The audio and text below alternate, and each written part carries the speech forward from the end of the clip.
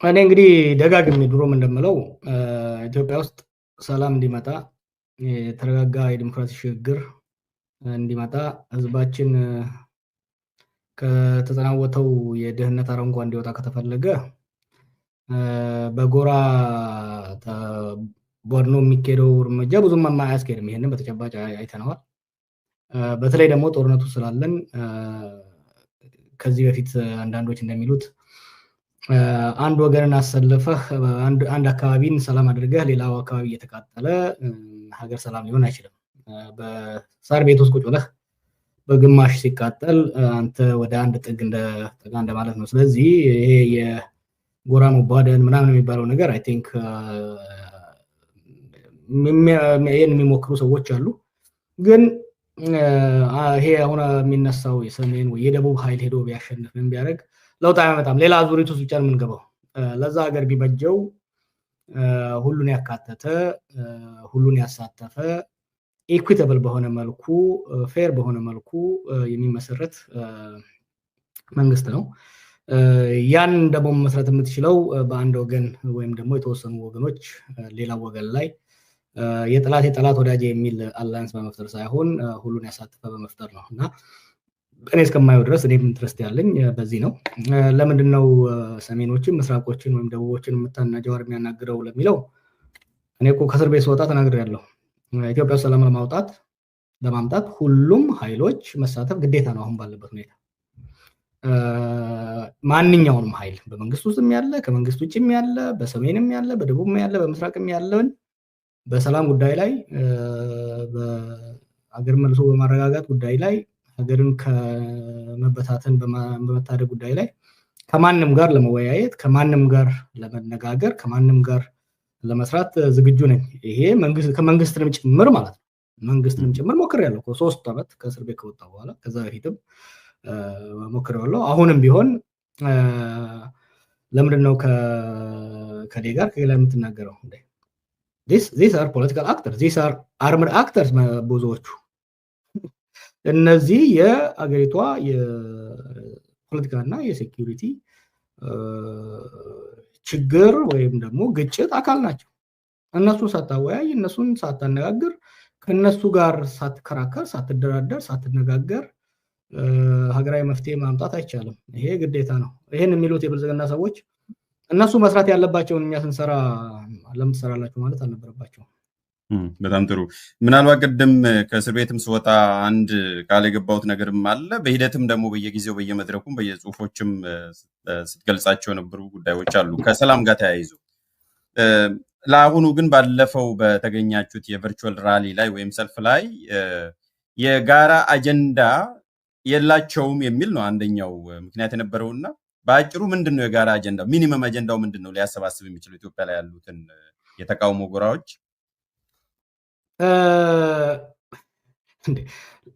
ሰፊ ልዩነትማ አለን እንዴ? ሰፊ ልዩነት ባይኖረንማ ተመሳሳይ አመለካከት ቢኖረን ኖሮማ ይሄን ያህል አነጋጋሪ አይሆንም ነበረ። ሰፊ የትላንት ሁነቶችና ሂደቶችን የምናይበት ዛሬ ያለንበት ሁኔታ የምናይበት ወደፊት ያለን ህልምና ትልም ይለያያል። ይሄንን አክሴፕት ያደረገ ኃይል ነው በዛ ላይ የተሳተፈው። የጋራ አጀንዳ ግን ዲቨሎፕ አድርገዋል። የጋራ አጀንዳው ምንድን ነው? አትም ሚኒመም ዛሬ ይሄ እዛ ላይ የነበሩ ፖለቲከኞች እና የፖለቲካ አመራሮች ብቻ ሳይሆን የኢትዮጵያ ህዝብ ዛሬ አንድ የጋራ አጀንዳ አለው። ሁለት አክቹዋሊ።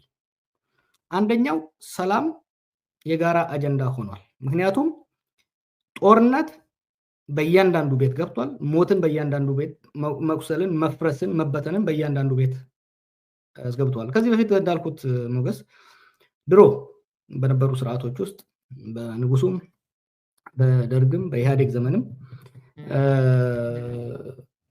ጦርነት የቆላማ አካባቢዎች የጠረፍ አካባቢዎች ነበር። በኤርትራ ጠረፍ፣ በኦጋዴን ጠረፍ፣ በባሌ ጠረፍ፣ በሐረርጌ ጠረፍ፣ ሜይቢ በጎንደር ጠረፍ ነበር። የሩቅ ተመልካች ነበር አብዛኛው ኢትዮጵያ ህዝብ፣ የሩቅ ደጋፊ ነበር። ባለፉት 5-6 ዓመታት የነበሩ ጦርነቶች ለየት የሚያደርጋቸው በሸዋ ፕላቶ፣ በአርሲ፣ በጎንደር፣ በጎጃም ከዋና ከተማዋ በ100-200 ኪሎ ሜትር ሬዲየስ ላይ ነው ጦርነት ኢትዮጵያ ውስጥ አሁን የቆላማ የጠረፍ ጉዳይ አይደለም፣ የመካከል ጉዳይ ሆኗል። ይሄ ደግሞ ምን አድርጓል? ጦርነትን በየቤቱ እንዲገባ አድርጎታል። ይሄ ሞትን፣ እልቂትን፣ ውድመትን በየቤቱ አድርሶታል። ኢኮኖሚውን አድቅቆታል። ቅድም እንዳልኩ አንዱ ለዚህ ነው ሰላም ዋና አጀንዳ የሆነው። ሁለተኛ ኢኮኖሚ አጀንዳ ነው። ፕሮባብሊ ላለፉት 50 ዓመታት ለመጀመሪያ ጊዜ ከ1974 ሪቮሉሽን በኋላ የኢኮኖሚ አጀንዳ ዋነኛ የኢትዮጵያ የፖለቲካ መነታረኪያ፣ መከራከሪያ፣ መወያያ አጀንዳ ሆኖ መጥቷል። ለምን እንግዲህ ይቅርታ፣ አንተ ፕሮፖዝ የምታደርገው ነው ወይስ እዛ ጋር ባለፈው አንድ ላይ የተሰባሰባችሁት ሁሉ የሚያምኑበት ነው? አንተ ፕሮፖዝ አድርጋ ይቻላል ጥሩ ሆነ ብሎ እነሱ የሚቀበሉት ጉዳይ ነው ወይስ ያንተ ፕሮፖዛል ብቻ ነው? እነዛን ሀሳቦች ተመልሼ እኔም አዳምጫቸዋለሁ፣ ከዛ በኋላም አዳምጫቸዋለሁ። አቲ ሚኒመም ሁሉም ሰዎች የሰላም አስፈላጊነት፣ ሰላም እንዴት ይምጣ የሚለው ላይ ልዩነቶች ይኖራሉ። ወደፊት ውይይት ማድረግ አለብን መካኒዝሙ ላይ። ግን የሰላም አስፈላጊነት ላይ ኮመን አጀንዳ አላቸው። ይሄ እኮ ለውጥ ነው ሞገስ። የዛሬ 5 ዓመት የዛሬ 4 ዓመት 3 ዓመት እንኳን እኮ ጣለው፣ ቁረጠው፣ ጨፍልቀው ደምስሰው አልነበረም እንዴ የነበረው? እዛ ላይ ሲሳተፍ የነበረም ሌላውም ኃይል ዛሬ ጦር የሚመራ ኃይል ሳይቀር ሰላም አስፈላጊ ነው፣ ቅድመ ሁኔታችን እነዚህ ናቸው፣ ለዚህ ያስፈልጋል የሚል ላይ ልዩነት ሊኖር ይችላል። ግን ሰላም የጋራ አጀንዳ ነው። ሰላም ደግሞ የዛ ላይ የነበሩ ፖለቲከኞች ብቻ ሳይሆን የሀገራችን ሕዝብ በሙሉ የኮመን አጀንዳ ነው። በጣም ጥሩ። ወደ ሰሞንኛው ሪያክሽን እንሂድ። በዚሁ ይህንን ያህል ካስቀመጥን እንድታጠራው ስለፈለግኩኝ ነው። አንተም ስለሰማ ምንም የሚያገናኛቸው ነገሮች ሳይኖር ነው የተሰባሰቡት የሚል ነው። እንዳውም እኔ አንተን አስተያየት ነው ከሌሎቹ በተለየ ጥሩ ሆኖ ያገኙት። አንዱ ነጥብ ምንድን ነው? ከታክቲካል ስብስብ መሰባሰብ ባሻገር መሄድ አለብን የሚል መልእክት እንዳስተላለፍ ካስታውሳሉ። ምክንያቱም እያስተላለፍኩ ስለነበረ እያዳመቅኩ ስለነበረ ይህን አጽንኦት መስጠቱ አስፈላጊ ነው። አንድ ገል ጨምርልህ ሞገስ እንትን ካነሳው ሎክ ይህን የሚሉ ደግሞ ብልጽግናዎች መሆናቸው እኮ ነው የሚገርመው። ምንድነው ኮመን አጀንዳ ያላቸው? አትሊስት የኢትዮጵያ ሕዝብና አብዛኛው ተቃዋሚ አሁን ሰላምን እንደ የጋራ አጀንዳ ይዞ ቀርቧል። ምንድነው ምን የጋራ አጀንዳ አላቸው? ስልጣን የስቴት ፓወር ብቻ እኮ ነው።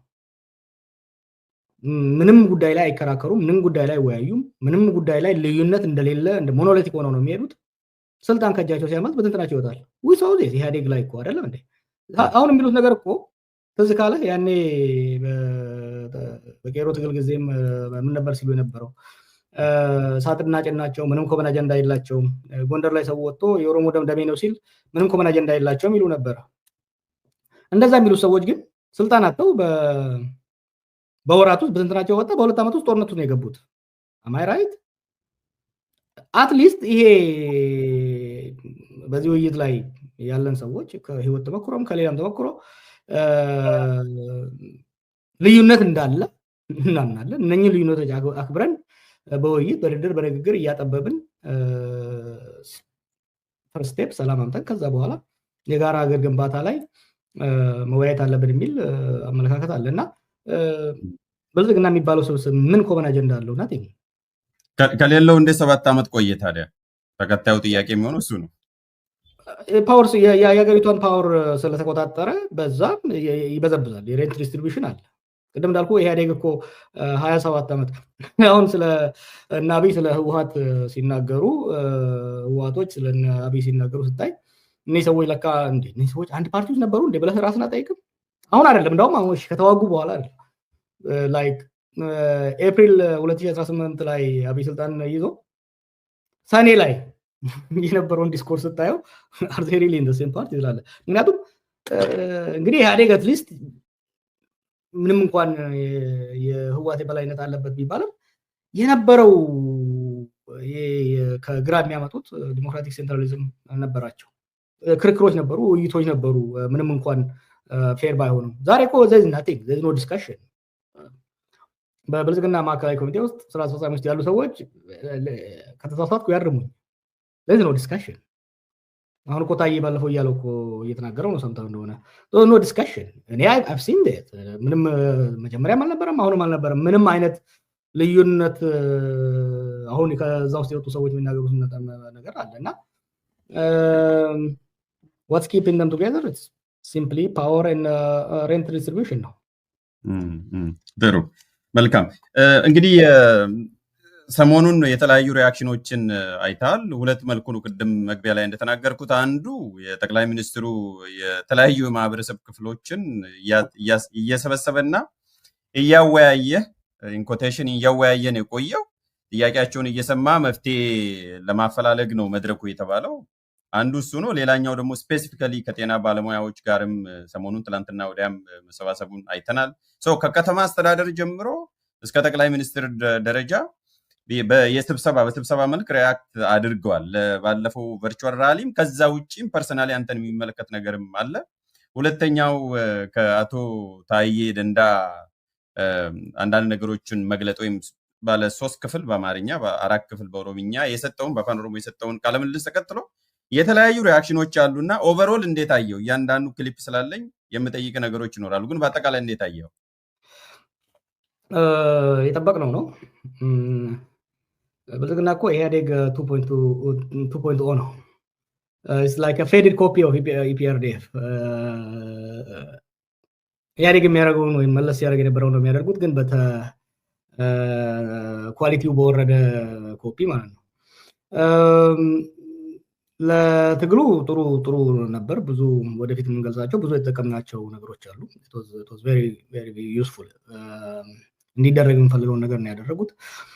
ሎክ የዛሬ 6-7 ወር የነበሩበትን አቋም ወደኋላ መለስ ብለህ ስታይ በጣም ተንደላድለው በጣም ተንደላቀው ሁሉ ነገር የሚያደርጉት ሰው ከሰበሰቡ ማወያየት የለም፣ መነጋገር የለም። ሄድና ኮሪደር ልማት ሄድና ይሄን ፓርኪ ይሄን ቤተ መንግስት ይሄን ነበር። ያ ከአንተም ጋር ስናደርገው የነበረው ውይይት አጀንዳ ያደረግነው ያ የኢትዮጵያ ህዝብ ጥያቄ እንዳለው የኢትዮጵያ ችግር እንዳልሆነ የኢትዮጵያ ህዝብ ችግር የሰላም ጦት ደግሞ የፈጠረው የኢኮኖሚ ቀውስ ነው የሚለውን አጀንዳ ማድረግ ችለናል። መንግስትና ገዢው ፓርቲ አብይ የአጀንዳ ተቀባይ እንዲሆን ማድረግ ተችሏል ማለት ነው። ከእንግዲህ በኋላ ወደኋላ የሚመለሱበት ምንም አማራጭ የላቸውም። ወደፊት እንወያይበታለን። ግን it was very successful። ኢን ኮንትራስት ህዝቡ እያለ ያለው እና እዛ ውይይቶች ላይ የቀረቡት አክቹዋሊ ከታች ሲጀምሩ ትንሽ አስጊ ነበር። ከታች መዋቅር የነበረው ካድሬ ያው ከህዝቡ ጋር ስለሚኖር የህዝቡንም ችግር የህዝቡንም ልብ ትርታ ይረዳል። ጎባክ ዋች መጀመሪያ አካባቢ ሐኪሞቹ ተቃውሞ እንደተጀመረ በከተማ ደረጃ በቀበሌ በወረዳ ደረጃ እንደገና መምህራኑ ሰብስበው የነበሩት ውይይት the quality of discussion was better። ካውንተር ናሬቲቭ ለመገንባት የሚያስችላቸው አካሄድ ጀምረው ነበር። ወጣና ግን ላይ ሲደርስ ቤዚካሊ የገመትነውና የጠበቅነው የፈለግነው ነው የሆነው ማለት ትችላለህ። ምክንያቱም ህዝቡ ያነሳው ጥያቄ ሌላ፣ ጠቅላይ ሚኒስትሩ የሚመልሰው ነገር ሌላ ነገር ነበር። አይ ቲንክ ለዛ ነው ባለፈው አይተህ እንደሆነ የሆነች ፓይ ቻርት ነገር አስቀምጫለሁ። ንግግሮቹን በሙሉ ባየው በኋላ አሁን ለሚመጣው ለውጥ ክሬዲት የሚሰጥ ከሆነ መቼም ያው እናንተ የሚዲያ ሰዎች የ2008ቱ ለውጥ ማናመጣው ምናምን ክርክር አለ። ለሚቀጥለው ለውጥ ማናመጣው ከተባለ ሁሉ ክሬዲት መሰጠት ያለበት ለኢኮኖሚው ነው። 50%፣ 30% አብይ ነው፣ 20% ነው ሌሎቻችን የምንከፋፈለው። በኋላ የክሬዲት ሽሚያ እንዳይፈጠር ማለት ነው። ምክንያቱም ኢኮኖሚው ሐኪሞቹ ጥያቄ የጀመሩበት አንስቶ ዛሬ ደግሞ እየተባባሰ ነው። የኑሮ ውድነቱ እየተባባሰ ነው። ሰው ያለበት ሁኔታ እየተባባሰ ነው እየሄደ ያለው። አሁን የወጣውን በጀት ደግሞ ኬርፉሊ ወደፊት እናየዋለን። ኬርፉሊ ስታየው ነገሮችን የሚያባብስ እንጂ ነገሮችን የሚያሻሽል ሆኖ አይታይም። በቤተ መንግስት የተደረጉት ውይይቶች ለትግል በጣም ጠቃሚ ነበሩ።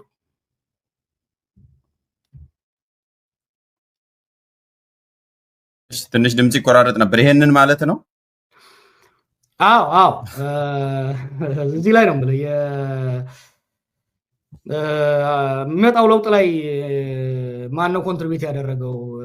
ኦህዴድ ነው ወይስ ቄሮ ነው የሚለው ክርክር አለ አይደለም? 2018 ላይ አሁን እንዲቀመጥ ትልቁን ክሬዲት መውሰድ ያለበት የዳቦ ጉዳይ የዳቦ ጥያቄ ኢኮኖሚው ከዚህ በፊት በስፋት እንተያየ ነው በጦርነት በብልጭልጭ ፕሮጀክት ላይ በማጥፋት አሁን ደግሞ የአይኤምኤፍን ኦስትሪቲ ስምምነት በመፈረም ከ1974 ወይም ደግሞ 66 ወዲህ ለመጀመሪያ ጊዜ የዳቦ ጥያቄ ዋናው የሀገራችን ፖለቲካ መሪ ጥያቄ ዳቦ እንዲሆን ሆኗል።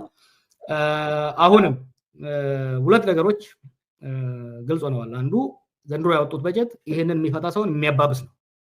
ሁለተኛ ጠቅላይ ሚኒስትሩ ያደረገው ንግግር ከሁሉም ቡድኖች ጋር ያደረገው ንግግር ትንሽ የመረዳት ነገር ጀምሯል፣ ግን ለመፍታት አቅሙም ዝግጁነቱም የለውም። የዚህ ለውጥ ዋና ባለቤት የሚሆነው የዳቦ ጥያቄው ራሱ ዳቦ ነው የሚሆነው። ሁለተኛው ጠቅላይ ሚኒስትሩ የሄደበት ምሳሌ ያው አንተ ሲንግል ነህ እንጂ አንድ ቤተሰብ ካለ ልጆችና ባለቤት ካለ አምና 5,000 ነው የምትሰጣት እንበል በወር ለአዝቤዛ ወይ 2,000 ነው የምትሰጣት እንበል ለአዝቤዛ አምና እና ሽሮም ድንችም ሁሉን ነገር ገዝታ ለልጆቿም ወተት ገዝታ ታጣለች። አምና 2,000 ብር የሚገዛውን ዘንድሮ ያ 2,000 ብር ሊገዛ አይችልም። ከግማሽ በታይ የሚገዛው እና ውዷ ባለቤትህ ባሌ ሆይ 2,000 ብሩ አልበቃኝም። አምና የወተት ዋጋ ከአምናው በጥፍ ጨምሯል። የሽንኩርት እንደዚህ ጨምሯል። የልጆች ልብስ ጨምሯል። በጣም አጥሮኛል፣ በራብ ልናልቅ ነው ስትልህ አንተ ደግሞ አይ በጣም ነው ሀብታም የሆንሽው አንቺ ምንም ችግር የለብሽም እያደግን ነው ሀብታም እየሆን ስለሆነ ታገሺ፣ ይልቁንም እንዳውም ቆይ ነይ እዚህ ጋር ይሄው ሽቶ ልንፋልሽ፣ ቅባት ልቀባልሽ፣ ልጆቹንም ቅባት መቀባት that's what the prime minister did ከሁሉም ኮሚኒቲ ጋር ያደረገው። ስፔሲፊካሊም እንዲህ ብለዋል። ምናልባት እዛው መስተያየት እንድሰጥበት ስለዚህ ጉዳይ እያወራ ስለሆነ ነው ይመስለኝ። አይናችሁን አልገለጣችሁም እንጂ ተአምረኛ እድገትን ያሳያ ነው ያለው በኢቲቪ ቃለ ምልልሱ ላይ። ምናልባት እሱ ሪፈር እያደረክ ከሆነ አዎ በሁሉም ቲሙ ምን ነበረ የሁሉም ውይይቶች በጣም እያደግን ነው፣ እንዴት ነው የማታዩት? አይናችሁን ግለጡ እያለ ነው። ኢማጂን አንተ ባለቤትህን አረ የማገኘው ብር የሽንኩርት የጨው የበርበሬ የስኳር እየቻለ አይደለም፣ ልጆቼ በራብ ሊያልቁ ነው፣ 2,000 ብር አልበቃችም ጨምርልኝ ስትል እንዴት ነው የማታየው? እያደግን እኮ ነው፣ በጣም እኮ ሀብታም እየሆንን ነው። እሺ የትኛውን ሀብታም እንዴ? አታይም እንደዛ ጋር የተከልኩት አበባ አታይም እንደ ውጪ የሰቀልኩት መብራት? ቤት ውስጥ እኮ መብራት የለም። ቤቱ መብራት ሚስትህ መብራት መክፈል አቅቷት መብራት ጠፍቶ አንተ ግን ጎዳናው ላይ ጓደኞቹ እንዲያዩልህ ማለት ነው ጎዳናው ላይ መብራት ተክልሃል እና ውድም ባለቤትህን በጥፊ እየመታሃት ስትነጫነጭ በጥፊ እየመታሃት እንዴ አይንሽን ግለጪ እንጂ እውር ነሽ እንዴ? እሷ እኮ አይኗን ገልጣ ጉሊት ሄዳ ስትገዛ እየበቃት አይደለም። አንተ ግን እያልካት ያለው አይንሽን ግለጪ ነው። I think Abiy ran out of his tricks. Look, በመሰለህ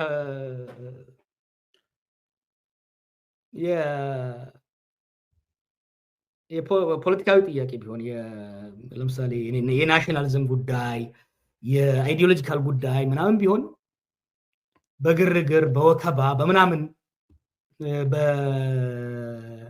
በማጉረጥረጥ ወይም ደግሞ በቃ ካድሬዎችን በማነሳት ልትቀይር በፖፑሊዝም ምናምን ልትቀይር ትችላለህ። የጦርነት ጉዳይ ቢሆን ደግሞ ወይ ብዙ ሰው እያስገባህበት ወይ ሌላ መሳሪያ እያመጣ ልታሸንፍ ትችላለህ። this is economy, there's no shortcut in economic issue. ናሽናል ኢኮኖሚ ላይ በዳቦ ጉዳይ ላይ there's no shortcut። ስማ ያሱ ሰብስቧቸው የሚዘልፋቸው ሰዎች ቤት ኪራይ ያለባቸው ልጆች ያላቸው ቤት ውስጥ አድጋቸዋል አይናቸውን ክፈቱ ሲለው ሆዳቸው እየጮኸ ነው። that's why the economy is now his biggest undoing 50% ማለት ነው። 50% እሱ ነው። 30% ደግሞ እሱ አሁን አንድል እያደረገ ያለው የእንድርቆ ነው። አንድ ለምሳሌ አንተ አሁንም የሃውስሆልድ ምክንያቱም የሀገር መሰረት ሃውስሆልድ ቤተሰብ ስለሆነ የቤተሰብ ጉዳይ እናንሳ። ባለቤትህ አነሰኝ ተቸገርኩ ስትል ውዷ ባለቤቴ ትክክል ነው፣ አንሶሻል፣ አልበቃሽም፣ ትንሽ ታገሽኝ፣ ገንዘብ ከዚህ ላመጣ ነው ብለህ ማባበል ለማሳመን መሞከር የጨዋ እኮ ነው። ግን አይንህን እያጉረጠረጥክባት ምን ማለትሽ ነው? ይበቃሻል፣ በቅፎ ተተርፍሯል። ነጋዴዎቹን ሰብስቦ የተናገረውን አይተህ እንደሆነ እያንዳንዱ ሰው በእጥፍ ሀብታም ሆኗል እዚህ ሀገር ባለፈው 7 ዓመት። ቀሚሷን ያልቀየረችን ልጆቿ ወተት አጥተው የሚያለቅሱትን ደረቅ ዳቦ ሆዳቸውን ያደረቀውን ህፃን ጋር የምትጨነቅን ባለቤትህን እያጉረጠረጥክ ኢንቲሚዴት ለማድረግ ስትሞክር ትዳርህን እያፈረስክ ነው። ሶ this is basic ሶፊስቲኬትድ የሆነ ነገር አይደለም። ምናልባት ኢትዮጵያ እሺ ጨርስ። አንድ እዚህ ጋር መጠየቅ ያለበት እንደ ፊሎሶፊካልም ስለሆነ ነው። አሁን አንተ ለኢኮኖሚ 50% ሰጥተዋል። በእንትን ደረጃ የሚነቀፍ አይደለም ባለው ሪያሊቲው መሬት ላይ ባለው ቢያንስ በዛ ልክ መረዳት አቅም ያለው ወይም ኦብዘርቭ ለሚያደርግ ለማንኛውም ሰው። በሌላ መልኩ ግን አሁን ከእንትን አንፃር እናየው ከፖለቲካ ስትራቴጂ አንፃር የራበው ህዝብ መሪውን ይበላል የሚለውን እንትን አነጋገር ለኢትዮጵያ ህዝብ ይሰራል ወይ? ለኢትዮጵያ ፖለቲካ ካልቸር በልቶ ሲያውቃል ወይ? ጥፍሩን ነው የሚበላው እንጂ ኢትዮጵያ ህዝብ ይታገሳል እንጂ የራበው ሲርበው መሪውን በልቶ ያውቃል ወይ ነው። ምክንያቱም የዲቤትም ስለሆነ 50% ደረጃ ስትሰጠው የምርስ ኢትዮጵያ ህዝብ ረሃቡ ሲያስቸግረው ወይም ደግሞ ባለቤቴ በጣም ሲብስባት ከነ ልጆቿ መታ ትበላኛለች ወይ ከቤት ታባረረኛለች ወይ ነው የጥያቄ መመለስ ስላለበት ነው። እሱ እኮ ነው አንዱ የናብይም የሌሎችም ሰዎች ስህተት የቱ እንደሆነ ታውቃለህ? ኢትዮጵያ ውስጥ በኢኮኖሚ ጉዳይ ህዝብ መሪውን በልቷል፣ ቅርጥፍ አድርጎ በልቷል። ንጉሱን የበላው እኮ የኢኮኖሚ ጉዳይ ነው። የመሬት ላራሹ ጉዳይ አይደለም እንደ ንጉሱን ያወረደው ሌላ እኮ አይደለም። ዋናው እሱ ነው። ለዛ እኮ ነው ያልኩህ ከ1974 ወይም ደግሞ ኢትዮጵያ ከ66 ወዲህ ለመጀመሪያ ጊዜ ኢኮኖሚ አጀንዳው ነው ወጥቷል። ወደ አካዳሚክ እንዳላደረገውና አሰመጉሉ የጻፉትን ብታየው ፔዛንት ሪቮሉሽን የተለያየ የህዝብ ክፍሎች የሚያምጹበት ትሬሾልዶች አሉ። ፔዛንቱ የሚያምጽበት፣ ሚድል ክላሱ የሚያምጽበት። ለምሳሌ ሚድል ክላስ ከመሬት ትንሽ ከፍ ያለ ስለሆነ ወላይ መሄድ ነው የሚፈልገው። ኮስቱ ሃይ ከሆነ ላይ ሊንቀሳቀስ ይችላል። ግን ካለው እያሳጣው ከሄድክ ባይ ዘ ዌይ ሰው ሪቮልት የሚያደርገው በሁለት ምክንያት ነው። ወይ የበለጠ አገኛለሁ ብሎ ተስፋ ሲኖረውና በዛ ሲነሳሳ፣ አለበለዚያ ደግሞ ያለውን ሲያጣና ከዚህ የባሰ ምንም አይመጣም ብሎ ሲቆርጥ ነው። የሚድል ክላስ ሪቮሉሽን የምንለውና ወይም ደግሞ ኢኮኖሚ እድገትም እኮ ሪቮሉሽን ያመጣል ታውቃለህ። ኢኮኖሚ ሪቮሉሽን የኢኮኖሚ እድገት በጣም ኢኮኖሚ በፍጥነት ያድግ አዲስ ፍላጎቶችን እየፈጠረ ያመጣና ወደ ሪቮሉሽን ያመራል፣ ወደ አመጽ፣ ወደ ህዝባዊ ቁጣ ያመጣል። ሁለተኛው ደግሞ ሰው ያለውን አጥቶ ቤዚክ ነሰሲቲን በአማርኛ ምንድነው? ቤዚክ ነሰሲቲን መሰረታዊ ፍላጎቶች እንደ እህል እንደ ውሃ ያሉትን አፎርድ ማድረግ ሲያቅተው ከዛ የበለጠ የሚመጣ ስለሌለ ይሄዳል። ምንድነው ሰው እየጠበቀ ያለው እምልህ? አሁን እየመጡ ያሉ ጥያቄዎችን አሁን በየቦታው የሚመጡ መልእክቶችን የምለጥፈው ለምን ነው ታውቃለህ? ሰው እንዲረዳው ነው። አይ ዶንት ቲንክ በእኛ ሀገር እኛ የደሃ ሀገር ነን። ምንም እኮ የሚያከራክር ነገር አይደለም። የከተማውና ሲቪል ሰርቫንት የሆነው ማህበረሰብ የዘንድሮን ያህል የአሁኑን ያህል ቤዚክ ነሰሲቲን ያጣበት ስጋ የመብለያ አቅም ላይኖረው ይችላል። ሽሮ ግን ያጣበት ጊዜ አልነበረም። ቪላ ውስጥ መኖር ላይችል ይችላል።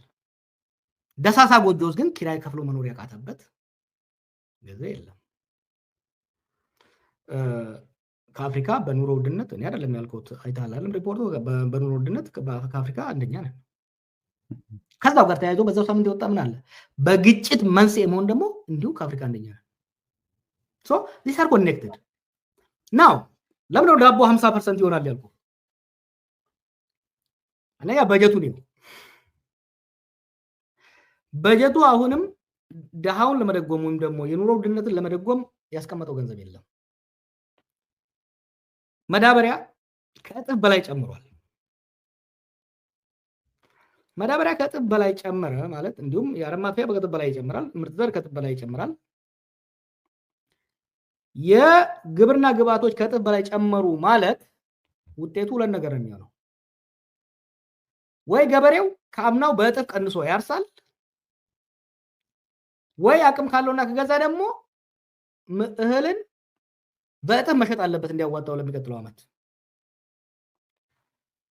ስለዚህ ዘንድሮ ያለው የእህል ዋጋ ምንም በነገራችን ላይ ኢንፍሌሽን ኮንትሮል አደረግን የሚሉት ማኒፑሌት አድርገውት ነው። የብር ሰርኩሌሽን ማኒፑሌት አድርገውት ነው እንጂ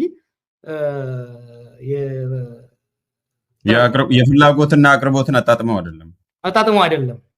ስለዚህ በሚቀጥለው ዓመት የምግብ ዋጋ ከእጥፍ በላይ ይጨምራል። this for sure። ያ ማለት የዳቦ ጥያቄ በእጥፍ ይጨምራል። የዳቦ እጥረት በእጥፍ ይጀምራል ማለት ነው። ሶ it's inevitable። ጥሩ። ዳቦ ስንል የኢኮኖሚ ጉዳይ ማለታችን ነው። እግረ መንገዳችንም ሊትራሊ ዳቦ እያለን አይደለም። እስቲ የተወሰኑ ክሊፖችን ላሳይና አስተያየትን እፈልጋለሁ። አሁን የሰሞኑን ሪአክት የተደረጉ ናቸውና በዚሁ ረገድ ያንተን አስተያየት ስለምፈልግ ነው ላጫውትልህ። አንዱ ይሄንን ነው ጠቅላይ ሚኒስትሩ የተናገረው ነው። በጤና ሴክተር የነበረው ጥያቄ የእናንተ ነው። የደሞዝ፣ የጥቅማ ጥቅም፣ የቤት መሰል ጥያቄዎች የእናንተ ናቸው። የመፍትሄ መንገዱ ግን የእናንተ አይደለም። ተነጥቋል እንደተባለ ደሞዝ ወስደው የማያውቁ ሰዎች የነዱት ጥያቄ ነው።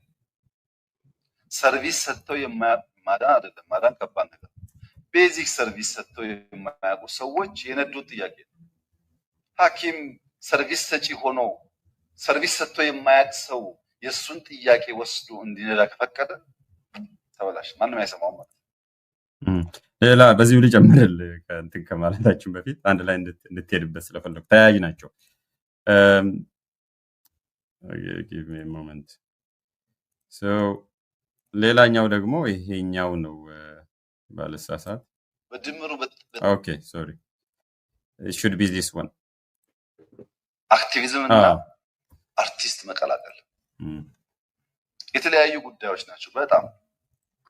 አንድ አርቲስት አክቲቪስት መሆን ካማረው የአርቲስትነት ካባና ክብር እየወደቀ መሆኑን ማወቅ አለበት። እሺ በዚህ ትሄድበታለህ ወይስ አንድ ልጨምርልህ? ደግሞ ፊልድ ማርሻሉም የሰጠው አስተያየት 30 ሰከንድ ስላለ አንድ ላይ ተራ በተራ እሺ፣ በዚህ ላይ ሄድበት። ሁለቱ ጠቅላይ ሚኒስትሩ እንትን ያለው ላይ አድሪግ ስለ ሐኪሞቹ ጥያቄ የተጠለፈ ምናምን የሚለው ፕሮፓጋንዲስቶቹ ፋርሲ ብሎቹ ሲናገሩት የነበረ ነው። ሎክ ይሄ ጥያቄ ትናንትና ተነስቶ እኛ ያራገብነው ቢሆን ኖሮ እድል ባይሰጠው ኖሮ እንዲመልስ እድል ባይሰጠው ኖሮ ሜክ ሴንስ። ላለፉት 78 ዓመታት ከዛ በፊትም ጀምሮ አትሊስት እሱ ከመጣ ጀምሮ የጤና ባለሙያዎች ሲያቀርቡት የነበረ ጥያቄ ነው። ያኔ ማን ገባበት? ለምን መመለስ አቃተው? ያኔ እኛ መግባት እኮ ጠቅሟል።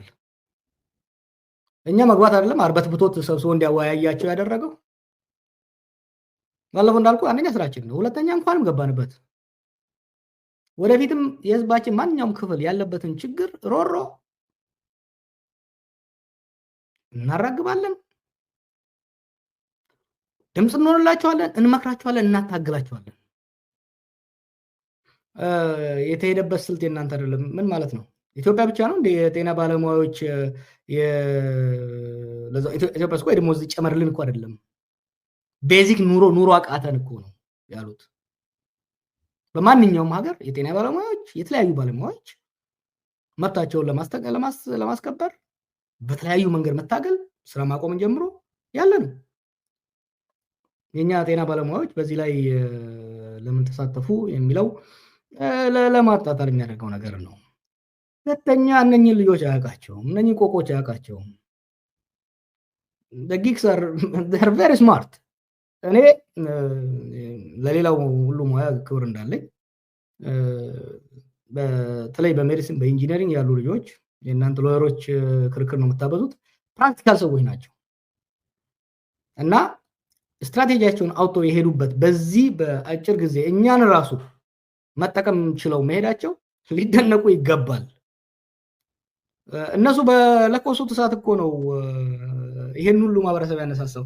የተለያዩ የማህበረሰብ አካላቶችን ሲያወያዩ ኃይለማርያም ደሳለኝ መለስ በሞተ ማግስት አንድ ያደረገው ንግግር ነበር ሲያስታውሰኝ ነበረው። የተለያዩ የተገበራችሁ ጎዳና ተዳዳሪዎች እስከዛ ድረስ እስኪል ድረስ ይህን ሁሉ ማህበረሰብ እኮ ረስቶት ነበር። አብይ መንግስት ረስቶት ነበር።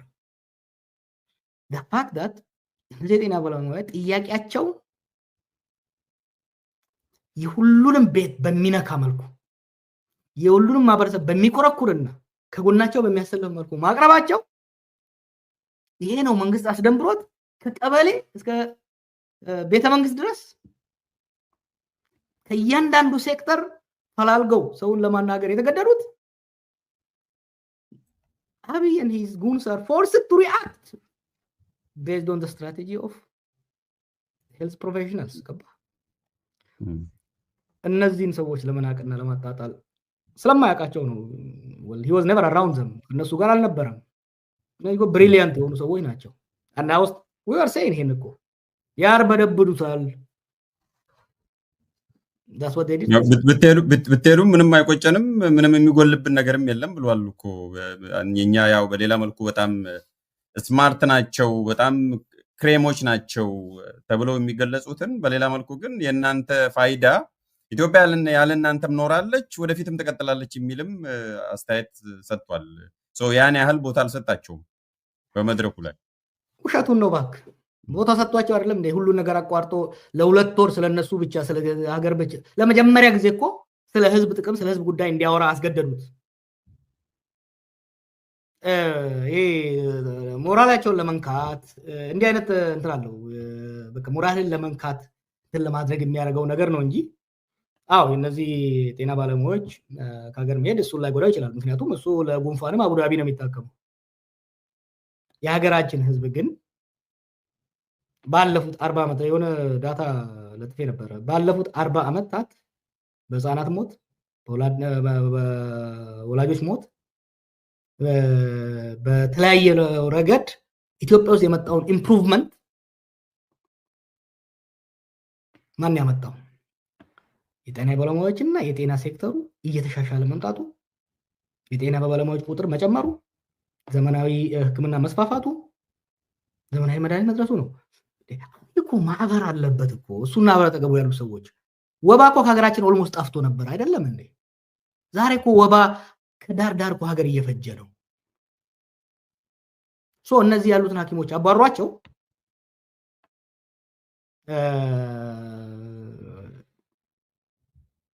ህዝቡን ለማስፈጀት አስበው ነው። ኦፍ ኮርስ አንዳንዴ እኮ ነው ልትፈርድበት አይገባም። ከማይም ደፋር እኮ ምንም አጠብቅም።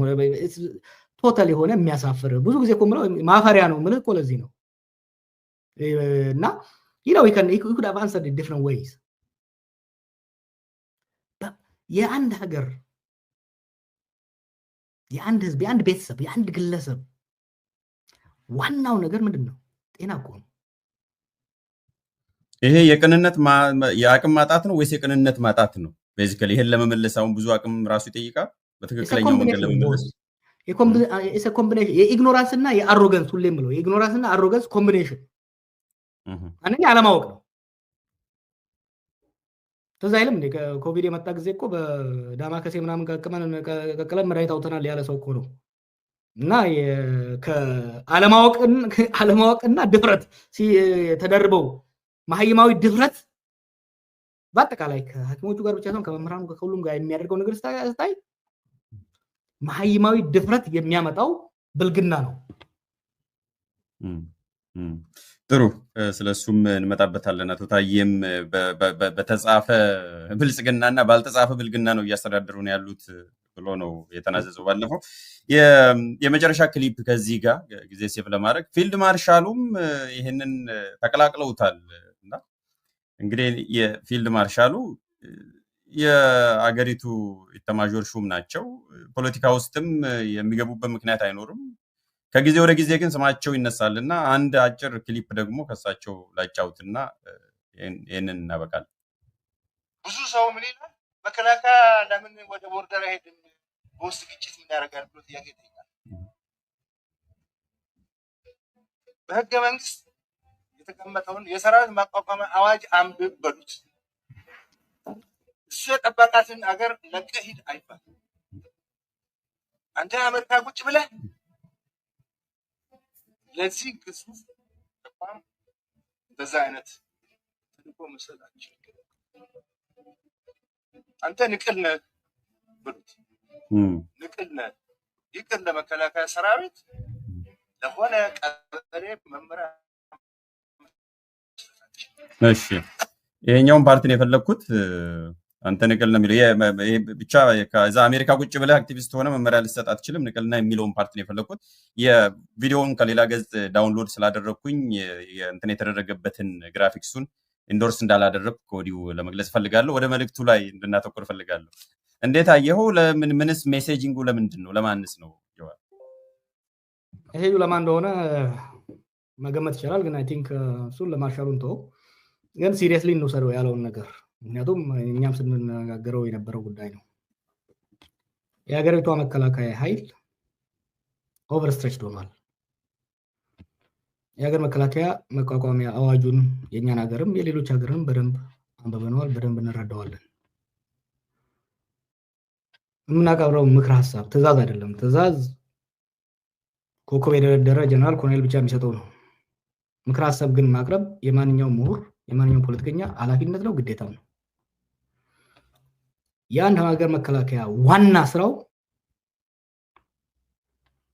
የሀገርን ዳር ድንበር የሀገርን ብሔራዊ ጥቅም ማስጠበቅ ነው። ከዛ ውጪ ከሎካል ሴኩሪቲ ከፖሊስ ከሚሊሻ አቅም በላይ የሆነ የጸጥታ ችግር በሀገር ውስጥ ሲፈጸም በአጭር ጊዜ በቁጥጥር ስር ለማዋል ሎካሊ ዲፕሎይ ይደረጋል። ይህን ስንል ሀገር ውስጥ ካምፓኒ ኑሮ አይደለም እያልን ያለው እኛ በስምሪት ደረጃ በኦፕሬሽን ደረጃ ለረጅም ጊዜ በሰፊ የሀገሪቷ ቆዳ ላይ የመከላከያ ኃይል መሰማራት መከላከያን ይጎዳዋል። አንደኛ የመከላከያ ስልጠናና ሚሽኑ ብቻ ስልጠናና ኔቸሩ ለዛ የሚያመች አይደለም። ለዛ እኮ ነው እንዴ ፖሊስንም ሚሊሻንም የተለያየ ኃይልን እኮ ከመከላከያ ለይተን በተለያየ ዩኒፎርም በተለያየ አደረጃጀት የሚደረገው እኮ የተለያየ ስራ ስላላቸው ነው። እንደዛማ ባይሆን ኖሮ ሁሉንም የመከላከያ ዩኒፎርም በአንድ መከላከያ ስራ አስቀምጠን ሁሉም የጸጥታ ስራ እስከ ቀበሌ ደረጃ መከላከያ እንዲሰራው ማድረግ ትችላለህ፣ በህግ ትችላለህ። ያ ስለማይሆን ስፔሻላይዝድ ኃይል ናቸው። ፖሊስ የሚሰራው የራሱ ስፔሻሊቲ ያለው የፖሊስ ስልጠና እና የመከላከያ ስልጠና ይለያያል። ሶ እያልን ያለ ነው። በነገራችን እኛ ብቻ አይደለም፣ ጀነራሎቹ ከዚህ በፊት ሲናገሩ ሰምተሃል አይደል? አይ ቲንክ ማርሻሉም ራሱ ደጋግሞ ተናግሮታል። መከላከያ ፖሊስ አይደለም፣ ሚሊሻ አይደለም፣ በየቀበሌው መዞር የለበትም እያሉ ያሉት እኮ እነሱ ናቸው። እነዚያ ራይት እነሱ ሲናገሩ ትክክል፣ እኛ ስናገረው ስህተት የሚሆንበት ምንም ምክንያት የለም። በነገራችን ላይ መከላከያ ኃይል ለሀገራችን በጣም አስፈላጊ ስለሆነ ሁሌም በጥንቃቄ ነው የምናገረው። የሀገራችን የመከላከያ ኃይል አመራሮችም ሲናገሩ እየተጠነቀቁ መሄድ አለባቸው። ሀገራችን ብቻ ሳይሆን መከላከያ ኃይሉም ፍራጃይል ሆኗል። በሀገሪቷ ላይ በብዙ ቦታ የመከላከያን ስራ ቅድም እንዳልኩ በአንድ ወረዳ፣ በአንድ ዞን፣ በአንድ ክልል ከአቅም በላይ የሆነ ኃይል ሲመጣ ችግር ሲፈጠር መከላከያ ሄዶ መቆጣጠር ያለ ነገር ነው። ያንን ትሬት ኒውትራላይዝ ካደረገ በኋላ ግን አስረክቦ መውጣት አለበት። መከላከያ አስረክቦ መውጣት ያቃተው ምንድነው? የፖለቲካ አመራር የለም። ከታች ያለው ተቋም ፈርሷል። ይሄን የሚገነባው ደግሞ መከላከያ አይደለም፣ የፖለቲካ ኃይሉን መገንባት ያለበት። አሁንም ቢሆን መከላከያ ከአቅም በላይ ባልሆኑ ቦታዎች ላይ እየተሰማራ የቀን ተቀን ስራዎችን መስራቱ መከላከያን እያዳከመው ነው። ያ ብቻ አይደለም፣ የመከላከያ አመራሮችን በተለያየ ሁኔታ የስነ ምግባር ችግር ውስጥም እየከተታቸው ነው፣ ወታደሮቹንም ጀነራሎቹን። ይህ ስርዓቱን መከላከያ ኃይሉን እያዳከመ ነው። ይቺ ሀገር በጋራ ያላት ዋና ተቋም በአሁኑ ጊዜ የቀረው መከላከያ ኃይል ነው። ይሄም መከላከያ ኃይል እየተሸራረፈ እየተከፋፈለ ሎክ ለምን እንደባበቃለን? ኢትዮጵያ ውስጥ እየተደረገ ያሉ ጦርነቶች ኤትኒክሊ ቻርጅድ ናቸው። የብሔር ጸባይ ያላቸው፣ ብሔረተኝነት ያላቸው ናቸው። ይሄ መከላከያ ደግሞ ህብረ ብሔራዊ ነው። እዚህ ውስጥ በተሳተፈ ቁጥር የውስጥ አንድነቱ እየላላ ይሄዳል። ስለዚህ ይሄ ዝም በሉ የሚለው ነገር አይሰራም። ለምንድን ነው አማጽያኑን ማሸነፍ ያቃቱበት ላይ ቦታ ላይ ማሸነፍ ያልቻሉት? ችግሩ የጸጥታ ችግር ሳይሆን ፕራይመሪሊ የፖለቲካ ችግር ስለሆነ ነው። ይሄንን እኮ በደንብ የመከላከያ አመራር እኮ በደንብ ይረዳዋል። ኦኬ፣ እኛም ማዳመጥ አይፈልግ፣ እኛ ጠላት ነን እንበል። ማርሻሉ የራሱን ጀነራሎች ማዳመጥ መቻል አለበት። የራሱን ጀነራል አንድ መቶ አለቃ ምንም ማያውቅ ከሚለው ይልቅ የራሱን ጀነራሎች የሚሉትን ማዳመጥ አለበት። በእያንዳንዱ የመከላከያ ስብሰባ ላይ ይሄ ሐሳብ እየተነሳ ነው ያለው። እኛም ማዳመጥ ካልፈለገ he need to listen to his own staff። በጣም ጥሩ። የዚህኛውን ጉዳይ እዚሁ እናቆየውና እስቲ ሰሞኑን ደግሞ ከአዳዲስ ክስተቶች እያንዳንዱ ነገሮች የተያያዙ ናቸው። ቅድምም እንዳልኩት ስለ አብይ አዳዲስ እውነቶች ከግራም ከቀኝም እየወጡ ነው ያሉትና አንድ ላይ ነው የምጠይቅ ሰብሰብ አድርጌ። አንደኛው አቶ ታዬ ደንዳ ያንን ቃለ ምልልስ ካደረገ በኋላ አሁን እስር ቤት ነው ያለው። ከዛ በኋላ እና አቶ ገዱም በሌላ መልኩ ሰሞኑን አንዳንድ አዳዲስ ጉዳዮች ስለ አብይ ነው ዞሮ ዞሮ የሚያወሩ ስለ አብይ ነው። ስለ አብይ አመራር፣ ስለ ምስጢሩ የሚወጣው ስለ አብይ ስለነገራቸው፣ ለህዝብ ስላለው እይታ፣ ስለ ሀገር አስተዳደር፣ ስለ ፍልስፍናው፣ ስለ አወሳሰን፣ ስለ ውሳኔ አሰጣጥና ወዘተረፈ ነው እየሰጡ ያሉትና በዋናነት አብይ ላይ ያነጣጠረ ነው። እነኚህን እውነቶች አንተ እንዴት ነው የምታያቸው የሚለውን ነው አንድ ላይ ሲገጣጠም እንዴት ነው የምታያቸው? አንደኛ ሚስጥሩ አይደሉም። በነገራችን ላይ በግለሰብ ደረጃ በጣም አንዳንዶች ናቸው። አብዛኞቹ ታዬ ያላቸው ነገሮች አንዴ የተባሉ አይደሉም። ለአንድ ሰው፣ ለአንድ ወገን፣ ለአንድ ቦታ ብቻ የተባሉ አይደሉም። ገዱም የተናገራቸው አንድ ቦታ ብቻ የተባሉ አይደሉም። አብይ እንዴት አስዩም ያደርጋል መሰለህ? በግለሰባዊ ደረጃ ያደርግ ነበር። አሁን በእኔና በሌሎች ሰዎች ግን መካከል፣ በራሱ ሚኒስትሮች መካከል እንዲህ አይነት ነገር ያደርጋል። ሰዎች የሚነጋገሩ አይመስለውም። ኦፍኮርስ በእኛ ፖለቲካ ባህልም ብዙ የመነጋገር ባህል የለም እና ለምሳሌ እኔን አግኝቶኝ እኔ እናንተ የምንቀራረብ ከሆነ እኔን አግኝቶኝ ስለ አንተ የሆነ ነገር ይልና አንተ ስትመጣ ደግሞ ሌላ ነገር ይላል እና እነዚህ ስለ ብሔር፣ ስለ ሃይማኖት፣ ስለ ቡድኖች የሚናገራቸው ነገሮች ብዙ ሰዎችን ሰብስቦ የሚናገራቸው ነገሮች ናቸው። እነዚህ እኮ አሁን ሾክ የሆነው ታዬ ስለተናገረው ነገር ብዙ ሾክ የሆነው ሰፊው ህዝብ ነው እንጂ ኦርደሪ ሰው ነው እንጂ በተለይ በብልጽግናዎች ውስጥ these are open secrets። ትናንት አንዳንዶችን የራሱን ማቃቸውን ነካክቼ ነበር። ለምንድነው ምን ለማትረፍ ነው ታዲያ በሰፊው ህዝብ መካከል ላይ የሚናገረው? የምስጥሩ ለአንድ እንዳልከው አንድ ነገር ነው፣ ግን ሰብስበ ብዙ ሰዎችን ሰብስበ ካድሬዎቹን ሰብስበ የሚናገርበት ምን ለማትረፍ ነው? ለምሳሌ ሎጂክ እኮ ብዬ ነው አይደለ? ኢት ኢዝ ሎጂካል ቶታሊ ምን ለማትረፍ there is logic in madness ነው there is method even in madness አይደለም የሚባለው። you see በሀገራችን ውስጥ በህዝባችን መካከል ፍራክቸሮች አሉ አይደለም እንዴ? ክፍፍሎች አሉ። እነኚህ ክፍፍሎች ነው ሽብልቅ እየከተተ የሚያሰፋው እሱ። ምሳሌ ኦሮሞዎችን ከሰበሰበ ስለ ኦሮሞ ጥሩ ጥሩ ነው ይናገራል። ይሄን ላደርግላችሁ ነው ይላል። ስለ አማሮች ደግሞ ክፉ ይናገራል። አማሮቹን ሲሰበስብ ደግሞ ይሄን ነገር ለእናንተ ነው የማደርገው። ትላንት ጽፌዋለሁ። ምሳሌ አሁን ለምሳሌ ዶክተር ዳኛቸው የተናገረውን አይተሃል አይደል? ሸገር ከተማን ያቋቋም ነው የኦሮሞን ፖለቲካ ከአዲስ አበባ ፈንቅለን ለማውጣት ነው። ኦሮሞዎቹን ሰብስቦ ግን የነገራቸው አዲስ አበባ የአማራ ዶሚናንስ ስላለባት እንዳትሰፋ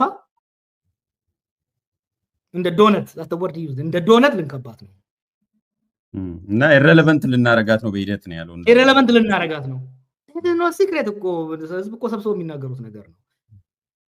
ዳት ወርክ yes it works እኮ ለምን ህዝቡ ከማዶ ወዲ ማዶ ቁጭ ብሎ ይተማማል ይናደዳል እንጂ የዲሞክራሲ ምህዳሩም ስለሌለ የፖለቲካል ዲስኮርስ የዲቤት ሆሪዞንታል ዲቤት የለም። አየህ በኢህአዴግ ጊዜም ቢሆን አንድ ያደረጉት ምንድነው ፌደራሊዝም ፈጠሩ።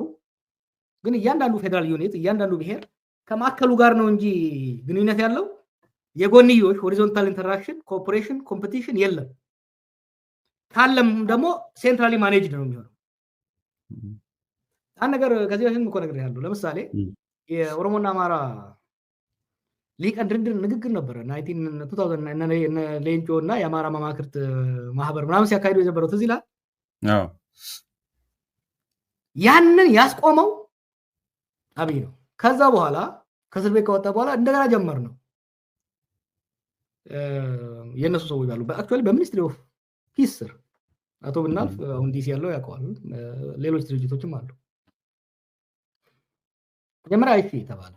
ቀጥታ ለሱ ተነግሮት ነው ፍቃድ ከሱ ተወስዶ እንዲማይተማው አይቻልም ብሎ ስላሰበ ይሄ እንግዲህ ፋኖ ትጥቅ ሳያነሳ ነው ባይዘው ገና ሪቶሪኩን ትያለ ሲመጣ እነ ክርስቲያን እነ ምናምን ተሳትፏል ወይ ሊታሰቡ ፕላን የተያዘ ነበሩ። አንድ እና ሁለት ስብሰባ ተካሂዶ ስብሰባው ኮንስትራክቲቭ መሆኑ ሲታይ የሶስተኛው ስብሰባ ላይ መሰለኝ የብልጽግና ሰዎች በሙሉ እንዲቀሩ ተደረገ። በዛው ገደሉት ማለት ነው። he doesn't want ግለሰቦችም እንዲነጋገሩ ቡድኖችም እንዲነጋገሩ አይፈልግም። ክሬት ሪፍት ሰሞኑን ወልቃይት እና ዌስተርን ትግራይ ላይ እየተጫወተ ያለውን ጌም ብታየው ታስባት ይዳዝ ይሰራል፣ ግን ሸልፍ ላይፉ አጭር ነው እንዲህ አይነት ነገር። ምክንያቱም ፈረንጆች እንደሚሉት አንዳንድ ሰዎችን አንድ ባንድ ለረጅም ጊዜ ልትሸውዳቸው ትችላለህ። ሁሉን ሰው ደግሞ ሁሌ ልትሸውዳው ትችላለህ እንዳትችልም። አሁን በጣም ፍርስትሬት ያደርጋቸው ስለታየ ንግግር በጣም ፍርስትሬት ያደርጋቸው ለምን እንደሆነ ታውቃለህ? ቢኮዝ ይቺን ካርድ አበላሸበት። ብዙ ሰው ለምን መሰለ የማይናገረው? ይሄ እኮ ታየ የተናገረው ነገር ሚስጥር አይደለም። በነገራችን ላይ ሰዎች ታየ ሚስጥር አወጣ ይላሉ። እስኖት ሚስጥር እኮ ለታየ እሺ፣ ይሄኛውን እንየው እንደውም እንዳልከው። ስለዚህ ሚስጥር ካልሆነ ይሄኛው ጀዋር ይሄ ታየ የተናገረው ማለት ሀቅ ነው ሙሉ በሙሉ ታምንበታለህ? ለምሳሌ ይሄ እነገሌ ላጠፋ ነው አለ wait I will show በአካባቢው ፖለቲካ ነው ሲምጣት ምናልባትም የሚሆነው ፊልም አይታወቅ አማራ ላጠፋ ነው ምስጢሩ ነው እንዳይቀር። ለምን አፉን አውጥቶ እንደዚህ አማራ ላጠፋ ነው ብሎ እንደዚህ ነገረ። አዎ እያፈረስኩ ነው እንዴ?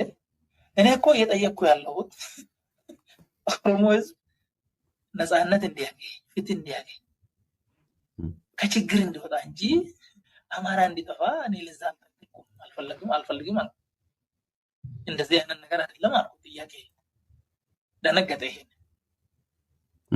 ይሄኛውን ነው እንግዲህ አንዱ ምስጢር አይደለም ምስጢር ወጣ የሚባለው ትልቁ ቦምብሼል ይሄ ነው የሚያስደነግጠው። እና አንተ ሙሉ በሙሉ እንደወረደ ትቀበለዋለህ። አማራን ላጠፋ ነው ህዝብን እንደዚህ ኮሌክቲቭሊ ያጠፋው ነው ብሎ የተናገረውን ማለት ስለምቀርበው ከአብይ ጋር ኢንተራክሽን ስለነበረ በግልህም ሰውየው እንዲህ ይናገራል ብለህ ታስባለህ ወይ?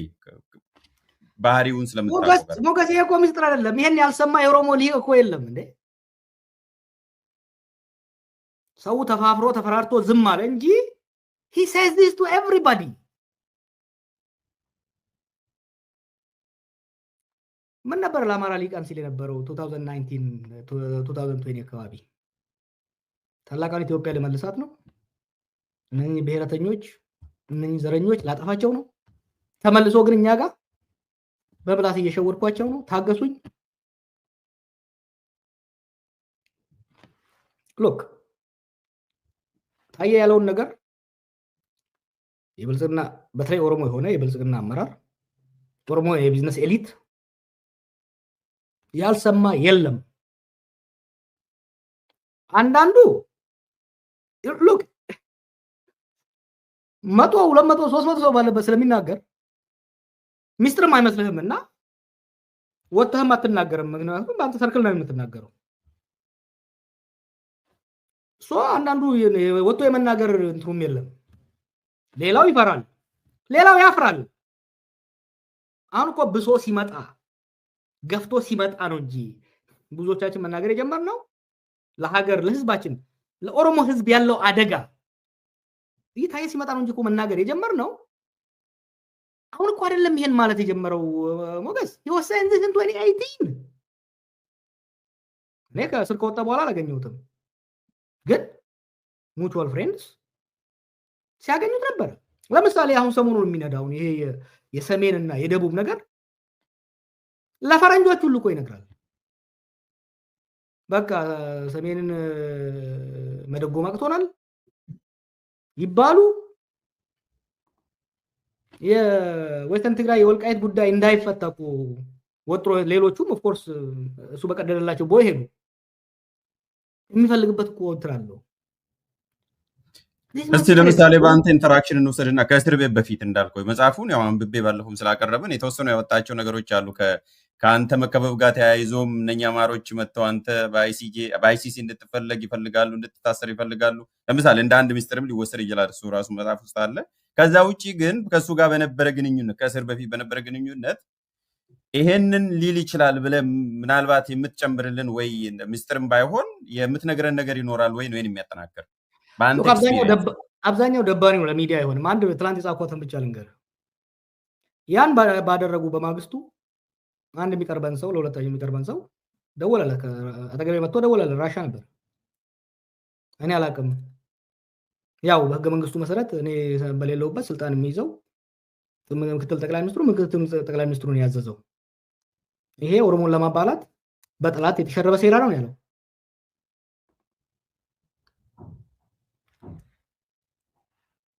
የዚህ ትርጉም ከባድ ነው እንዴ? it was very clear። ይሄ ብቻ እኮ አይደለም፣ numerous cases ይሄ እንትን ዝም ብሎ እንትን ማድረግ ስለማልፈልግ እኔ ብቻ አይደለም actually ብዙ ሰው መናገር የማይፈልገው ለዚህ ነው እንጂ ግልጽ እኮ ነው። በብዙ ደግሞ እኮ ሴንሰርድ በሆነ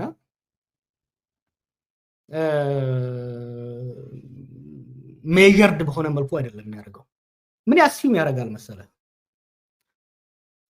አንተ ሲያናግር ብሔርህን፣ ሃይማኖትህን፣ ፍላጎትህን ትንሽ ገረፍ ገረፍ አድርጎ ኢንፎርሜሽን ይዝና አንተም ትጠላለህ ብሎ ያስባል። ደን አንተ ያንተ ወገን እያሞገሰ አንተ የምትጠላውን ያጥላላልህ። ስንቴ ነው እኔ ሊገሉህ አስበዋል። በኦሮሞ ውስጥ ራሱ ሴኩሪቲ ጨመርለት ይሄ ልጅ ወለጋዎች ሊገሉት ነው።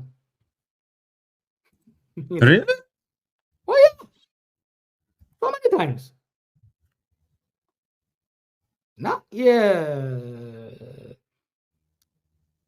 ገና ብዙማ ትሰማለህ እኮ we don't want to waste on this kind of stuff. My point is this እኔ እንደው መጽሐፍ እንትን አልፈልግም። by the way መጽሐፉ አውጥቼው ነው በጣም ለመናገርም ስለሚደብር አንዳንዱ ሰውም ላያምን ይችላል ብዬ ነው ያስወጣሁት። አሁንም እኮ እየከበደኝ ነው። እኔ ራሴ አንዳንዱ ሎጂኩን ለማዳመጥ እንድትረዳኝ ደጋግሜ የምጠይቅ ምስጢር እንድትዘረግፍ ሳይሆን እንድታጠናክርልኝ because I couldn't process it። እንዲህ ሰው ሀገር የሚመራ ሰው እንደ ሞገስ honestly ከሌን የሚባል ህዝብ ላያጠፋ ነው ኮሌክቲቭሊ ስል ፕሮሰስ ለማድረግ ለመቀበል እንዳልከው ሜጀርድ በሆነ መልኩ ሊናገር ይችላል። የሰሜንን ኃይል እንትና ቡድን ወይ ፓርቲ እንዳይመጣን ስልጣን እንዳይነጥቀኝ ሊል ይችላል። ግን ህዝብን እንደ ህዝብ ወይ ወለጋን ላጠፋ ነው ወይም ደግሞ አጠቃላይ በብሔር አማራ ላጠፋ ነው ይላል ሀገር የሚመራ ሰው የሚለውን በራሽናሊቲም በኢራሽናሊቲም አስቤ ስላልገባኝ ነው። ጀዋር ቃሉ ምን ቃል እንደተጠቀመ ታየ ነው የሚያውቀው። the fact that ኦሮሞን ሲያገኝ አማራን ለማዳከም አማራን ለመደቆስ የአማራን ትሬት ኒውትራላይዝ ለማድረግ እንደሆነ ሁሌም ይናገራል። አማራን ሲያገኝ ከኦሮሞ ብሔርተኞች ከኦሮሞዎች የሚመጣውን ነገር ለማጥፋት ለማዳከም ትናንት እኮ ሰው ያለው ናምንና ገዱን እንትናን አንዳርጋቸውን ጠይቃቸው አንድ ጊዜ ቲንክ 2019 መሰለኝ ቤቴ ያው አሜሪካ ምን ተዋወቅ ነበረ እና ቤቴ ጋብዣቸው ተወያየን። ያን እንግዲህ የጦርነት እንትሩም እንትን እያለ ነው እንቀራረም ነገር ይሄን ሰማ። አንተ ራስን ትጥላለህ፣ ለእነኚህ ሰዎች ካንተ የበለጠ ጠላት የለም፣ ካንተ የበለጠ ጠላት አይሆኑም፣ ያጠፋዋል። በተለይ ምግብህን ደግሞ ምግብ አብረህ ትበላለህ እንዴ? ተጠንቅቅ ምግብህን። መቼ የሆነው ከለውጡ በፊት ነው ወይስ ከዛ በኋላ ነው? 2019 አሜሪካ ሄደ ማለት ነው። የተመለስክ ጊዜ አሜሪካ ሄጄ መሰለኝ 2019 I don't remember the months። እሺ እነሱ የበለጠ ሊያስታውሱ ይችላሉ። እነሱን ደግሞ አግኝታቸው እሱማ ዋና ጠንቅ እሱ ነው ደፋዋለሁ ነው ያላቸው። ጠይቃቸው። ባይ ዘ ወይ በአማራና ኦሮሞ መካከል ብቻ አይደለም፣ በኦሮሞ መካከል በግለሰቦች መካከል I can tell you so many stories በግለሰቦች መካከል ከሌ እንዲህ አለ በማለት by the way it worked እኮ ለምሳሌ አሁን ትላንት ይሄን ነገር መጻፍ ወሰንኩት። አንዱ ታየን ለማስዋሸት ታየ ዋሸ ለማለት ለዲስክሬዲት ለማድረግ የሚሄዱበት። ሁለተኛ ባይ ዘ ወይ በብልጽግና ሊቃን መካከል እኮ እነሱ በተለይ እሱን ወደሱ የሚወዱት የሚያምኑበት ሰዎች እንደ ጥሩና እንደ ስማርት ታክቲክ እኮ ነው የሚያዩት። ይሄንን they admire him እኮ ለዚህ you know even ይሄ ለምሳሌ ስለ ሰሜን እዝ አለ የተባለው ታየ የተናገረው ብዙ ሰው ነው የሰማሁት። እሱን is that the fact ማለት እኔ ነኝ የመጣሁት ወነሱ ናቸው እሱን ፋክት እንተዋዋለን ለወደፊት። ለምንድን ነው እሱ እንደዛ ያለው? አንደኛ ብሪሊየንት ነኝ ወጥመድ ውስጥ ከተትኳቸው ለማለት ነው። he want to impress ካድሬዎቹ። ሌላውም ታየ ባለው የተናገረው ብዙ ሰው አቴንሽን ያላረገበት ስለ ኮረፕሽን አታብዙት እንጂ ብሉ ብሏል አይደል ያለው ታየ። አዎ ስለዛውም ሰው በተሰበሰበበት ቦታ ነው ያለው። ብዙ ሰዎች ሰው በተሰበሰበበት እኔ ያየሁትን ልንገር። አገር ቤት ስላሉ መናገር አልፈልግም። አዛውንቶች ጋር ሄድኩ፣ ተወሰኑ ሰዎች ጋር ብዙ ሰዎች ተሰብስበዋል። ቁጭ ብለን እያዳመጥን 3-5 ዓመት ወረዳ ከተማ አስተዳድሮ አንድ ሰው ቤት ካልሰራ መኪና ከሌለው ምኑን ሰራሁት ይላል።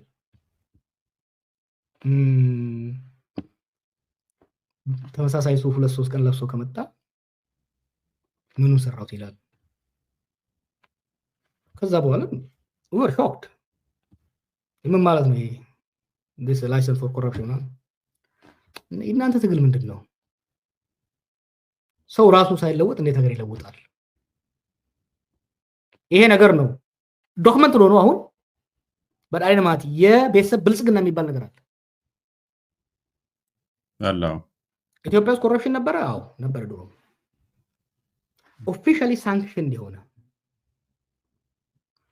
ይሄ ደግሞ ዝም ብሎ ከሜዳ የመጣ ነገር አይደለም። የአብይ ቶት ፕሮሰስ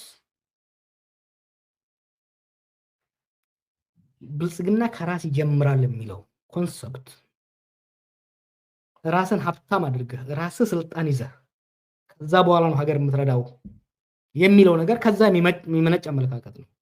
እነዚህ ነገሮች አሁን ይሄን እንኳን እኮ የሚከራከሩ ሰዎች ስላሉ ነው ሞገስ። ይሄን ራሱ እንዴ እንደዚህማ አይልም ነው። 100 ሺዎች በተሰበሰቡበት እኮ ነው እንዲህ አይነት ነገር ሲናገር የሚለው።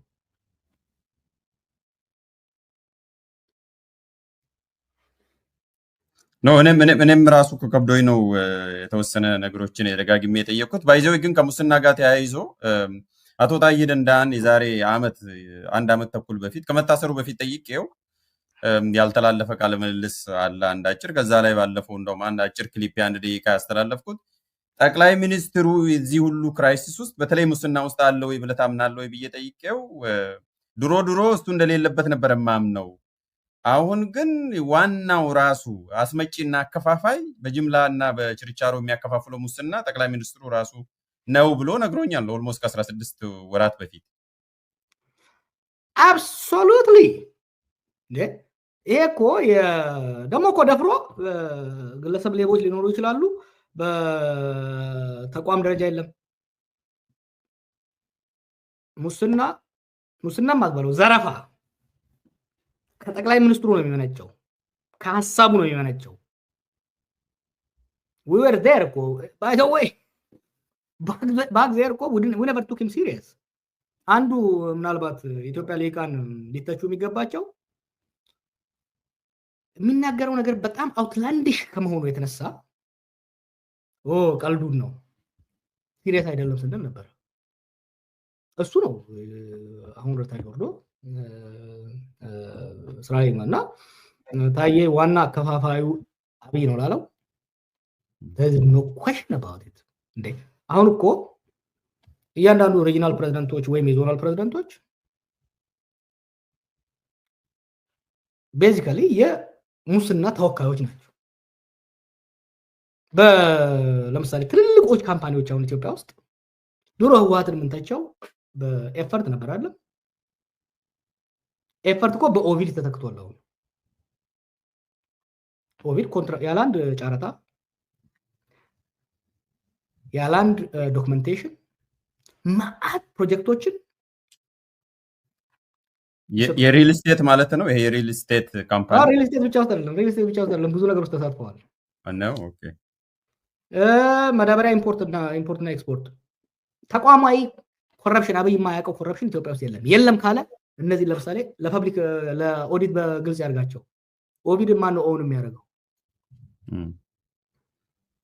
ማን የዛሬ 7 ዓመት ያልነበረ ፕራክቲካሊ ምንም እንደሌለ ካምፓኒ ኦል ኦፍ ሰደን ሜጋ ፕሮጀክቶችን የሚሰራው እሱ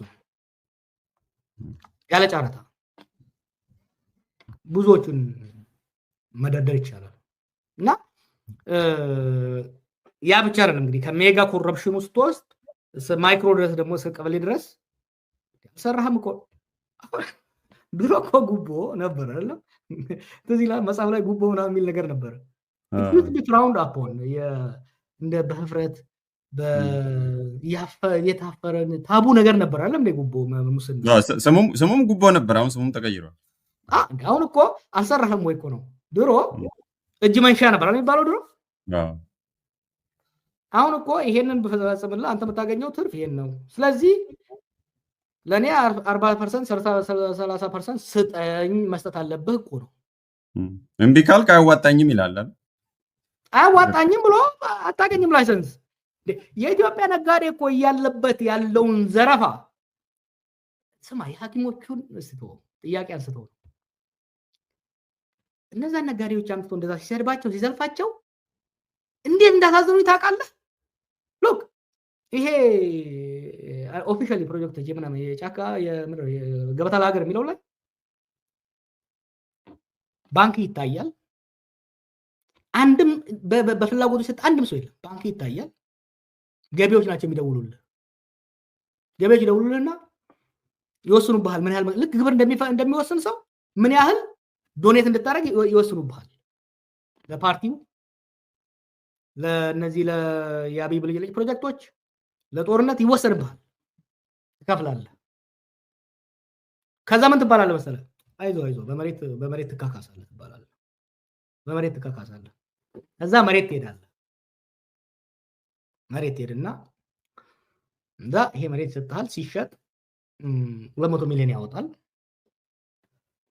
ከዚህ ላይ ለፓርቲው 30 ግጭ ትባላለህ። ከዛ ለአስፈጻሚው በተለያዩ ደረጃ ቤዚካሊ 200 ሚሊዮን የሚያወጣ መሬት ከሰጠ 100 ሚሊዮን ትከፍላለህ። this is something I know intimately ጓደኞቼ ማቃቸው ሰዎች የተበሉበት መኪና ኢምፖርት ለተወሰኑ ሰዎች ፍቃድ ይሰጣል። ፐርሚት ነው የሚባለው። ፐርሚት ይሰጣል። ልክ እነሱ ካስገቡ ይዘጋል። ሌላው ላይ እነዛ ሼር ነው የሚሰሩት ማለት ነው። እያንዳንዱ ነጋዴ ዛሬ ኢትዮጵያ ውስጥ ከመንግስት ባለስልጣናት ጋር ኦፊሻሊ እና ሰሚ ኦፊሻሊ ኢን ፓርትነርሺፕ ካልሰራ ቢዝነስ ውስጥ የለም፣ ይወጣል። ገራሚ ሀገር። ከዛ ይወርድልህና ደግሞ ትልልቆቹ ከሻኛ ቆርጠው ይበሉብሃል። ነጋዴ ስትባል ስትሆን ደግሞ ታች ገቢ ሰብሳቢ የሊቀመንበሩ የቀበሌው ይመጣና ፎቅ ላይ መስመር ያስቀምጥና ሊፈርስ ነው ይልሃል። ኮሪደር ልማት ገባ ብሎ በቃ እንትን ያደርግልሃል። አንተ የምትፈልገው ቦታ ላይ ለሱ ትቦጭቃለህ። ነጋዴው እኮ ቆርቁዞ ጥሎ ወጥቷል አብዛኛው። ይሄ ሰርቫይቭ ማድረግ ያለበት ብቻ ነው እንጂ ደህና ትንሽ የያዘው ሄዷል። ሌላ ደግሞ ሰሞኑ የሰማሁት ኢንፎርሜሽን ባንክረፕት ስለሆነ መንግስት በአሁኑ ወቅት ምን አድርገዋል? ከ1 ቢሊዮን በላይ ተንቀሳቃሽ ካፒታል ያላቸውን በሙሉ አቆመውባቸዋል። በተለያየ ደረጃ ይሄንንማ ሌላ ጊዜ ፕሮግራም እንያዝና ከነ ኤቪደንስ ወሳይሻለሁ። ምን ያደርጋሉ መሰለህ? ብር ቤት ውስጥ አሁን እንዳውም ጆክ አለ። ኢትዮጵያ ውስጥ ያለ ሀብት 500 ሚሊዮን ከደረሰ ቶሎ መውጣት አለበት ከዛ ብር። ከዛ በኋላ የሚበላህ ይበዛል። ልክ ብር ሰፋ ሲያደርግ አቃቢ ህግ ማገጃ ያመጣብሃል፣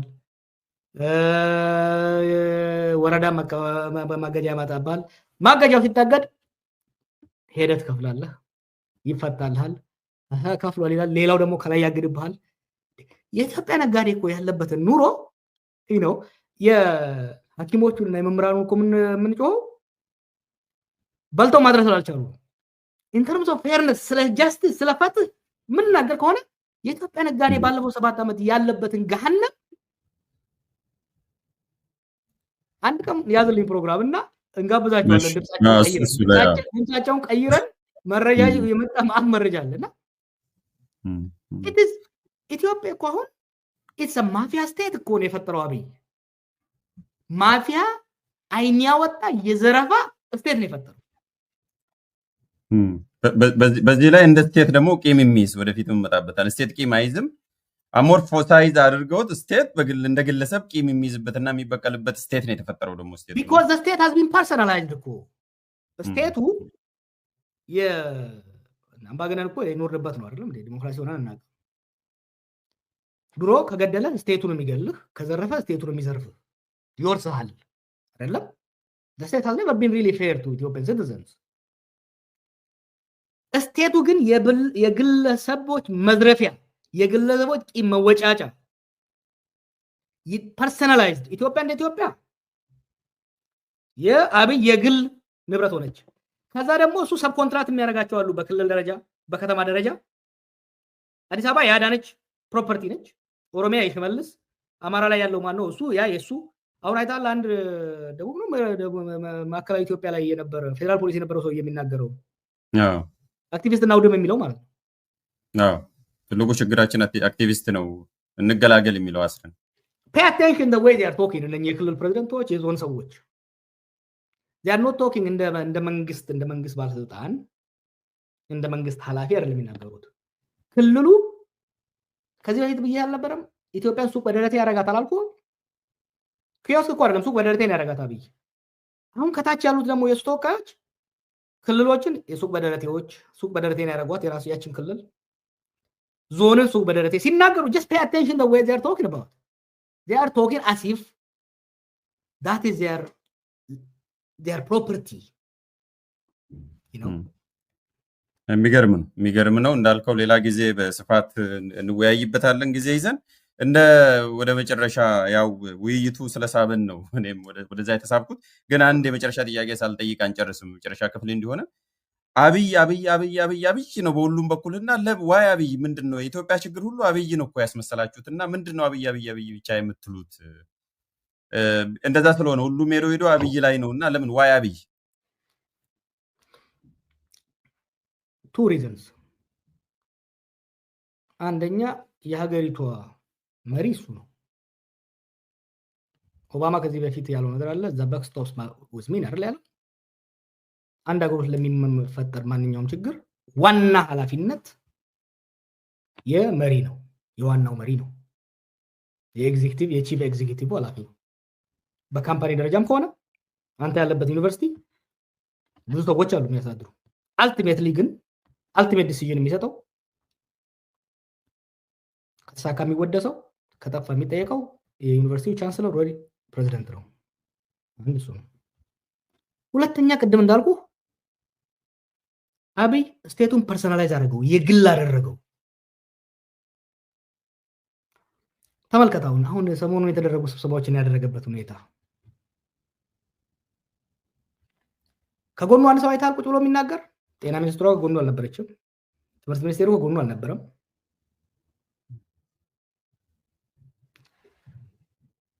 ይህ ፐርሰናላይዝ ስቴት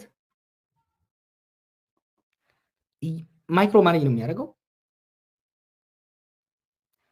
ችግሮች በሙሉ ስብስባቸው እሱ ጋር የሚሄዱት ኢንስቲትዩሽናል ብቻ ሳይሆን እሱ ከሚረዳው ፖለቲክስ አንጻር። ስለዚህ የኢትዮጵያን ችግር ስትናገር the biggest elephant in the room ታው ነው ሰው እያለ ያለው how ኦኬ። ለምሳሌ በጤና ጉዳይ ጤና ሚኒስትሯን ምክትሏን ነበራል ስንወቅስ የነበረው አንድ ሰሞን where are they? ስማቸውን ሰምታል? ባለፈው አንድ ወር ስማቸው የለም። አንዷን ብቻ ሚኒስትሯን ብቻ ፎቶዋን ብቻ አይተናል ከጤና ባለሙያዎቹ ጋር ፊት ለፊት ተቀምጣ መልስ ሰጥ ስለ ቫይረስም ስለ ባክቴሪያም ስለ በሙሉ he was the one talking about it. so የሀገሪቷን ችግር በሙሉ እኔ ነኝ የምፈታው ካለ ያ ማለት የሀገሪቷ ችግር በሙሉ መንስኤስ ነው ማለት ነው። so ምን ይደረግ?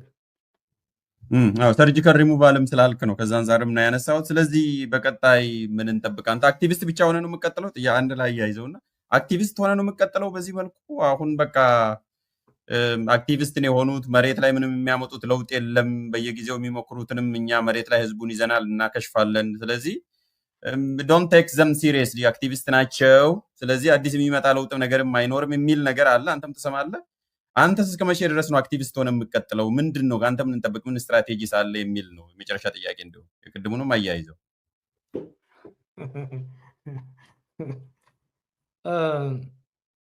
ሲሪየስ ተወሰዷቸው። እሱ ለምን ሲሪየስ ወሰደን? ሲሪየስ ወስዶ ስለኛ ፔሮል ስለኛ ሀቢት በዝግ ስብሰባዎች ስለኛ የአመጋገብ ስልት ያላወራው ነገር የለም። why did he take us serious? because we know each other. ማ የምን ካፓቢሊቲ እንዳለው he knows we know each other. እሱን እንትሩ መግባት አያስፈልግም። ለውጥ አያመጡም እናሲዝ ብያለሁ እኮ እንወራረድ እና እናሲዝ 50%ን ኢኮኖሚ ያደርገዋል 30%ን እሱ ይሰራዋል 20%ን ኃላፊነታችን ነች ለቅመን እናስረክባለን እንሰራለን 20%ቱ ላይ እየሰራችሁ ነው ወይ ነው ጥያቄው እሱ በሚገባ ሎክ በአዲስ መልኩ ወደ ስራ ከተመለስን ወዲህ ዲስኮርሱን ተመልከተው ከዚህ በፊት ያው ብዙ ነገሮች ሂንት ለማድረግ if you go back and see some of the stuff you will see ከአጀንዳ ሰጪነት ወደ አጀንዳ ቀባይነት ቀይረናቸዋል ህዝቡ ላይ ከመበጣጠስ ምንም እንኳን ራሳቸውን ቢያጠናክሩ እንዲርበተበቱ ማድረግ ተችሏል በሀገራችን ውስጥ የለውጥ መንፈስ ፈርስት ስቴፕ ወደ ሶስተኛው ምዕራፍ እየገባ ነው የመጀመሪያው ምዕራፍ ህዝቡ ወደ ትግል መንፈስ መመለስ ነበር አሁን ትግሉ እንዲጀምር ተደርጓል ቀጥሎ ትራንዚሽን ነው የምንሰራው ይሄ እንደበቀው ነገር አይደለም እኔ ሁሌም ብያለሁ የሀገራችን ምሁራን የሀገራችን ሊቃኖች ለውጥ እየመጣ ነው is coming እሱ ችግር ውርርዱን ጨርሰዋለን እሱ ጨበጣ አይሆንም ወይ ነው ጀዋር ጨበጣ እንዳይሆን ውርርዱ እጅ ከምን ሲባል እየበሰለ is there something you are cooking የሚል እኮ ነው you are cooking very well and now you are smelling it and you are seeing some of the result እኮ ትራንዚሽን ላይ እየሰራን ነው ከዚህ በፊት በሀገራችን ደጋግሞታል እኮ አይታል ባለፈው የሆነ ቦታ ላይ እሱም እኮ ኦልሬዲ እኮ አብይ ፖስት አብይን ዲስከስ እያደረገ ነው እኔም ቢያወርዱ ራሱ ምንም ማድረግ አይችሉም ራሱ እሱ መውረዱን ተቀብሎታል yes 1974 ሚስ ያደረግነው ኦፖርቹኒቲ አለ 1991 ሚስ ያደረግነው ኦፖርቹኒቲ አለ 2018 ሚስ ያደረግነው ኦፖርቹኒቲ አለ የሚቀጥለው ሚስ እንዳናደርግ ሁለት ነገር አንድ ስቴቱ ከአብይ እንዲተርፍ ማድረግ መቻል አለብን ሁለት በቅድሚያ የተስማማንበት ፍኖተ ካርታ እንዲኖር ማድረግ አለብን እየሰራንበት ነው we are working on it ሪዛልቱን ደግሞ እናይበታለን ይሄ ስንል ግን ዝም ብሎ ሁሉን ብቻ ያገለለ ምናምን ነገር አይደለም we will not repeat the mistakes we made in the past ይሄን they know it we know it change is coming ያን እኔ አሁን የሚያሳስበኝ ነው so much ብትተው ራሱ ይጨርሰዋል አብይ ይሄንን ራሱ ችግር የለውም እሱ አሁን ዳጋ ጋራ ከዳገት የተነሳ ድንጋይ ነው ምንም ልታደርገው አትችልም አሁን አሉ አንዳንድ የሱ ደጋፊዎች እንደዚህ በገስቷቸው እንትን የሚሉ አብይን ዛሬ ማትረፍ የሚችለው አንደኛ በቢሊዮን ዶላሮች ይሄ ወልባክ ምናምን የሰጠው ሳይሆን በቢሊዮን 10 ቢሊዮን 20 ቢሊዮን ዶላር ኢንጀክት የሚያደርግለት ከመጣ ሁለተኛ አይምሮም ማስተካከል የሚችል ሰው ከመጣ አብይ ሊያተርፈው ይችላል ከዛ ውጪ